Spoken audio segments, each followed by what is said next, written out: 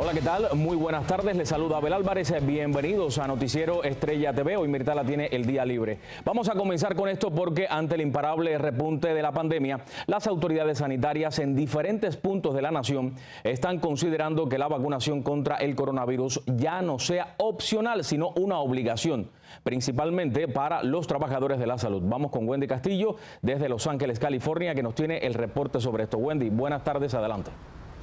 Hola, buenas tardes. Es un grupo de 57 médicos que representan a millones de personas en todo el país los que están exigiendo que la vacunación sea obligatoria para todos los trabajadores de hospitales, residencias de ancianos, entre otros. Su argumento es que ante todo debe ser la seguridad y bienestar de los pacientes. A medida que aumenta el número de casos de COVID-19 en el país, la Asociación Médica, el Colegio de Médicos, la Academia de Pediatría y la Asociación Estadounidense de Salud Pública, entre otros, emitieron un informe para que sea obligatoria la vacunación entre los empleados de la salud. Muchísimos de los trabajadores de la salud no se han vacunado. Nada más en mi hospital, el 40% no se han vacunado. Y en los últimos 3-4 días ya recibía 3 de ellos enfermos. Pero pues si ellos que están dentro de la medicina no se la quieren poner, están dando un ejemplo a los demás, que no nos la pongamos. Mientras tanto, el alcalde de Nueva York, Bill de Blasio, anunció que a partir del 13 de septiembre, bajo el mandato de seguridad de COVID, toda la fuerza laboral de la ciudad tendrá la obligación de vacunarse, una medida que impactará a aproximadamente 340,000 trabajadores, incluidos los policías, quienes se resisten a inocularse, ya que solo alrededor del 43% está vacunado. Sí, es importante, pero el que quiera y el que no, pues pienso yo que no es obligación, porque cada quien decide con su vida lo que quiere. En California, el gobernador Gavin Newsom también dijo que el estado exigirá prueba de vacunación para todos los trabajadores estatales. La nueva regla entrará en vigor el próximo mes para 238,000 empleados. El doctor Anthony Fauci, en entrevista con CNN, lamentó las altas cifras de infecciones y hospitalizaciones, asegurando que Estados Unidos va en dirección equivocada en la lucha contra el virus. Los estados que han politizado el tema de la vacunación, como Texas, Florida y Missouri, son los que representan los más altos índices de contagio. Solo entre ellos 3 tienen el 40% de todas las infecciones a nivel nacional. En Los Ángeles, California, soy Wendy Castillo. Regreso contigo. Gracias, Wendy. Muy buenas tardes. Y a propósito, varios gobiernos estatales han reducido sus reportes de contagios justo cuando se ha disparado el rebrote de COVID-19 en todo Estados Unidos. Esa práctica está evitando que la población reciba información en tiempo real de los nuevos casos, las muertes y las hospitalizaciones en sus comunidades. Solo en Nebraska se dejó de reportar sobre el virus durante 2 semanas, luego que el gobernador republicano Pete Ricketts declarara el fin de la emergencia por el coronavirus. Cobra mucha fuerza una tendencia escolar en todo Estados Unidos causada por la pandemia del coronavirus. Escuche bien, miles de padres de familia están optando por continuar con la escuela en casa y enseñar las materias ellos mismos a sus hijos, a pesar de que la mayoría de las escuelas planean regresar a las clases en persona. El común denominador entre ellos es que, aunque pensaron que la instrucción virtual solo era temporal, se dieron cuenta que la educación de sus hijos en el hogar ha sido muy beneficiosa. Cambiar las vacunas o combinar las vacunas de Pfizer y AstraZeneca, sí, combinar estas dos aumenta la protección contra un contagio de COVID-19. Un estudio realizado en Corea del Sur encontró que la inmunización mixta genera hasta 6 veces más anticuerpos que en quienes solo reciben la dosis de AstraZeneca.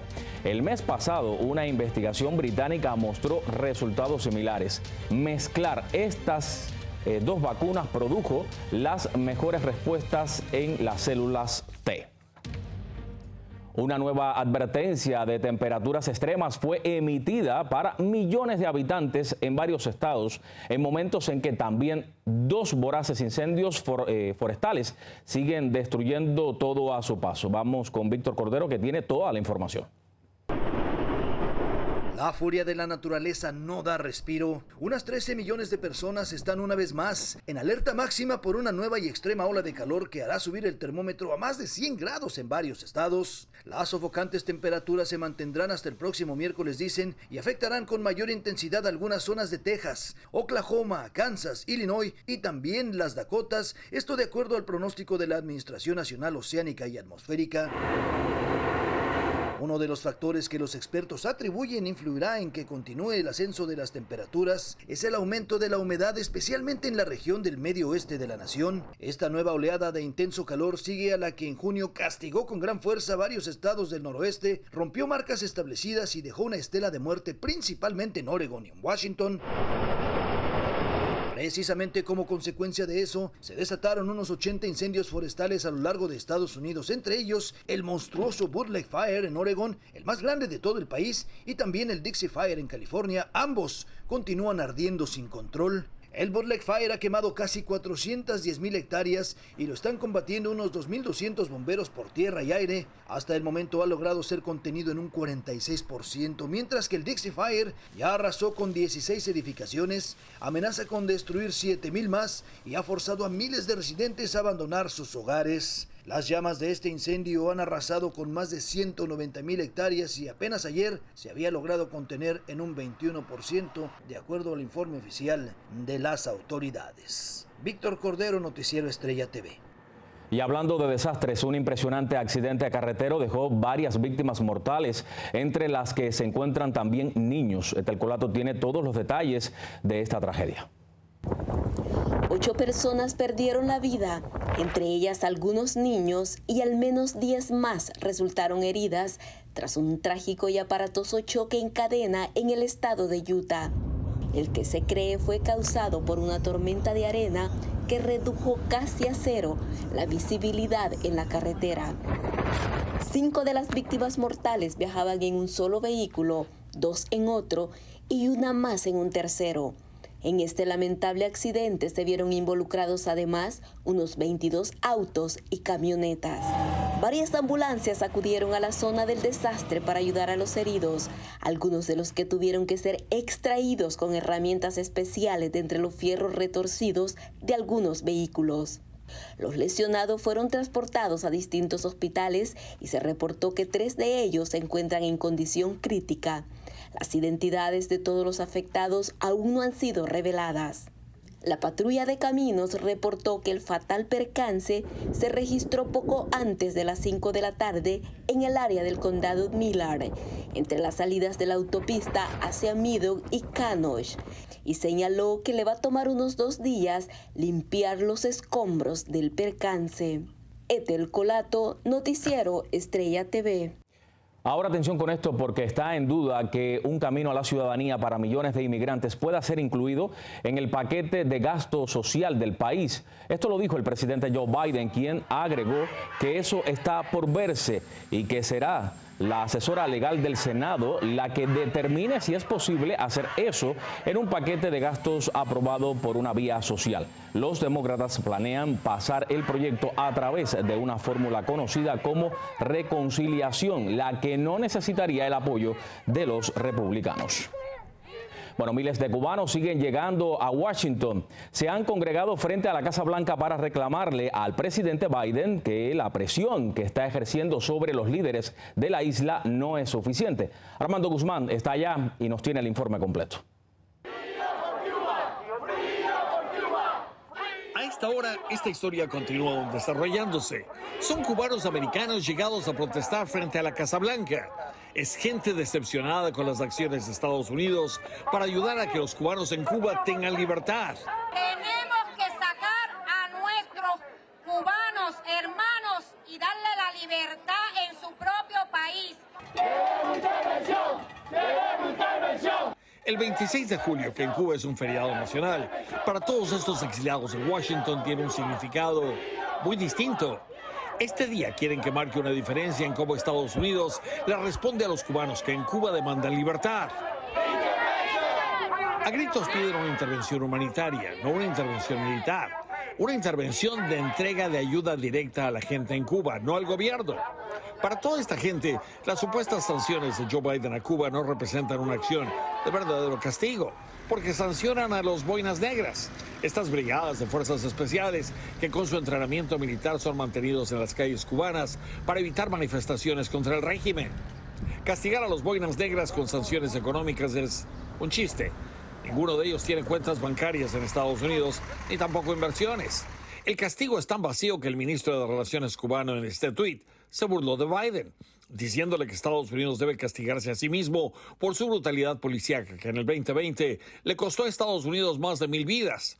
Al senador cubano-americano Marco Rubio, las sanciones no le parecen tampoco que serán útiles para cambiar la conducta de represión del gobierno de Cuba. I also think, and this is bipartisan, is that we should continue to develop the technology. We've been working on it for a number of years now that can allow the people of Cuba to have unfettered access to the internet. There's the technology there, and the president should basically go out and say, figure out a way to do it, put the brightest minds to get on it, and let's get it done. I think that's critically important. El exilio cubano en Miami está poniendo toda su fuerza para forzar un cambio en la isla. Esta enorme bandera con leyendas escritas en 700 pies de altura en la Torre Paramount demanda libertad para la gente en Cuba. Es el mismo mensaje que los cubanos trajeron a esta otra manifestación ayer, también en la Casa Blanca. Lo que todos estos manifestantes entienden es que el único con capacidad de realmente ponerle una presión fuerte al gobierno comunista de Cuba es Estados Unidos. Lo que todos entienden también es que esta presión ellos tienen que ponérsela a Biden. Y lo que entienden finalmente es que Biden no ha querido poner esa presión. Lo que no entienden es por qué. En Washington, Armando Guzmán, Noticiero Estrella TV. Y sobre todo porque la mayor migración cubana vive aquí en los Estados Unidos. Vamos con esto a un corte y enseguida regresamos con más.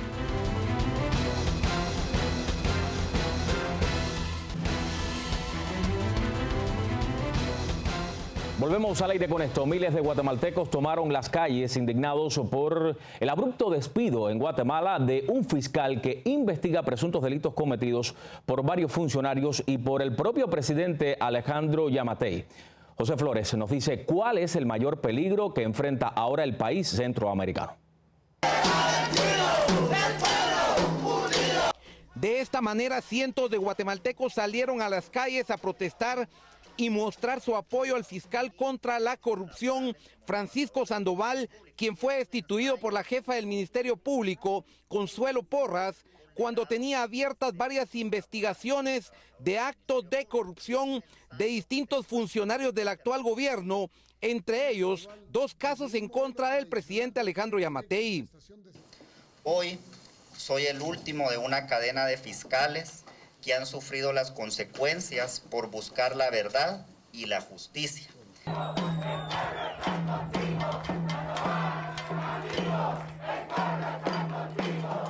Luego de conocerse la polémica destitución, las personas se volcaron a las calles y le demostraron todo su apoyo al fiscal, quien tras recibir amenazas de muerte tuvo que abandonar el país por la frontera con El Salvador. Sí tengo mucho temor, le he pedido mucho a Dios por mí, por mi familia. La destitución del fiscal Juan Francisco Sandoval, quien con sus investigaciones envió a la cárcel al expresidente Otto Pérez Molina y a la exvicepresidenta Roxana Valdetti, generó enorme malestar y consternación entre los pobladores, quienes acusan al presidente Yamatei de liderar una banda de corruptos en su gobierno. No estamos de acuerdo, caballero, con todo esto que él está haciendo. Él es un ladrón prácticamente con licencia. Los pueblos indígenas también proyectaron su malestar por la destitución del fiscal Juan Francisco Sandoval y anunciaron un paro nacional en los próximos días para unirse a las protestas. En Guatemala, José Flores, Noticiero Estrella TV. Y con esto vamos a un corte y enseguida regresamos.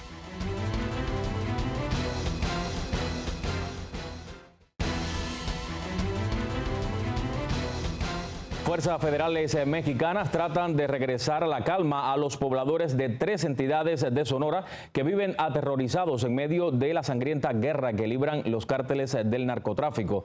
Desde la capital azteca, Víctor Blázquez nos tiene las reacciones. El estado de Sonora se ha convertido en un campo de batalla. no andan los plebes armados. Elementos de la Secretaría de la Defensa Nacional, Marina Armada de México y Policía Estatal han convertido el municipio de Magdalena de Quino y otros 2 más en un búnker. En las calles ahora es común ver de día y de noche a las fuerzas del orden patrullar tratando de restaurar el orden, después de que se registraron días de enfrentamientos entre grupos delictivos y después las agencias de seguridad con los civiles armados. Y la gente ahí valiendo. Mucha confrontación de grupos. El fin de semana con más homicidios, también Sonora, menor el número de homicidios, pero son de los estados en donde estamos pues atendiendo más. Estos videos muestran al menos una veintena de hombres armados corriendo y accionando sus armas, lo que causó pánico entre la población que vive en medio de la línea de fuego. No puedo andar tranquilo, entonces sí, ojalá hubiera más seguridad. Sí, pues da miedo salir, pues con agarrarnos la bolsa con fuerza y que si dejas la casa bien cerrada y a quién se le encargas, eso sí, mucha inseguridad. Algunas versiones señalan un rompimiento entre el cártel de Sinaloa, comandado por los hijos de Joaquín El Chapo Guzmán, y los pistoleros de Ismael El Mayo Zambada por el control de la plaza. Las estrategias que ha implementado el gobierno mexicano, por lo menos en los últimos 15, 16 años, no han funcionado.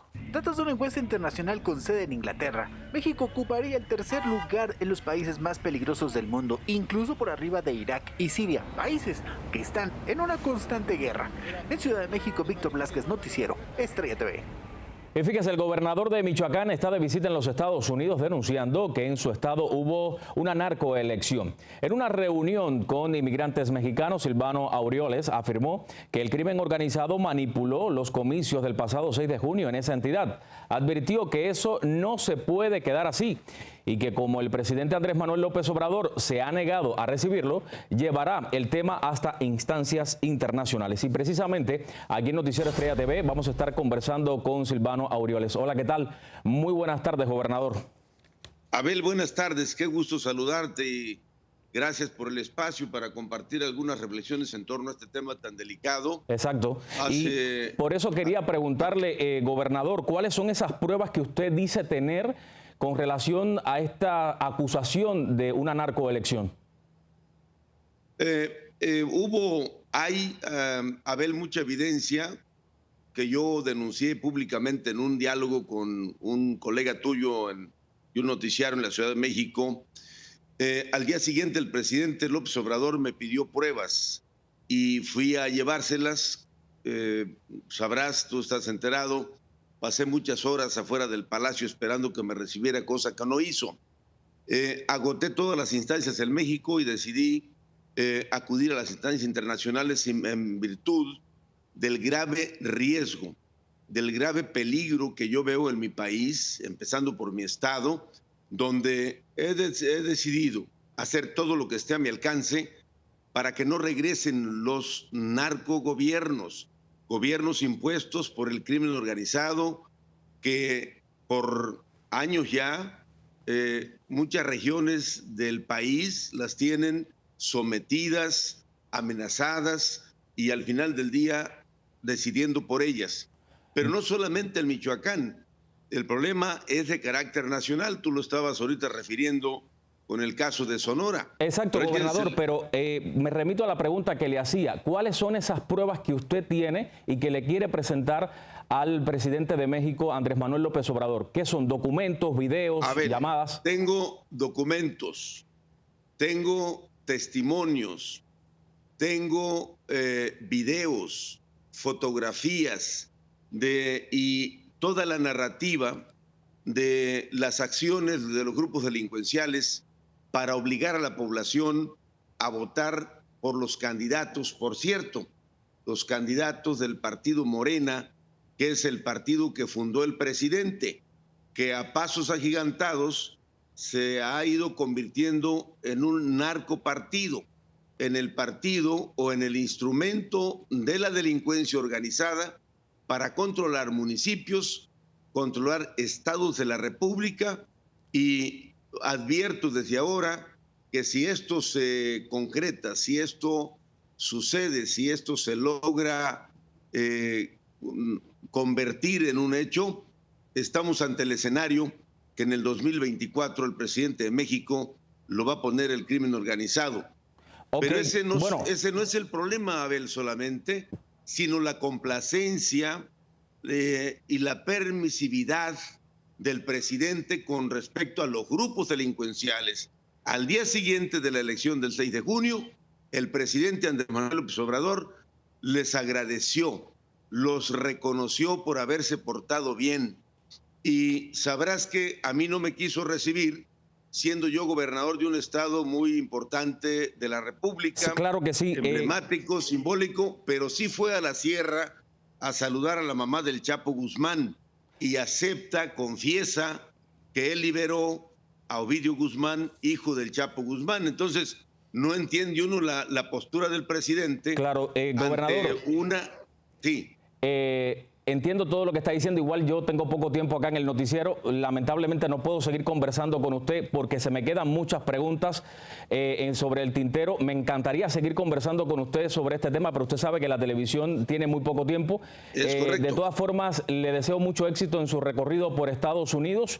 Estoy en Washington, Abel. Exactamente, ya sé que pasó por Los Ángeles y por supuesto esperemos que nos volvamos a ver aquí en Estrella TV. Gracias, muy buenas tardes por estar con nosotros. Muchas gracias, muchas gracias. Gracias a usted. Vamos a una pausa. No, ya nos vamos, señores. Por supuesto que nos vemos mañana con más noticias aquí en Estrella TV.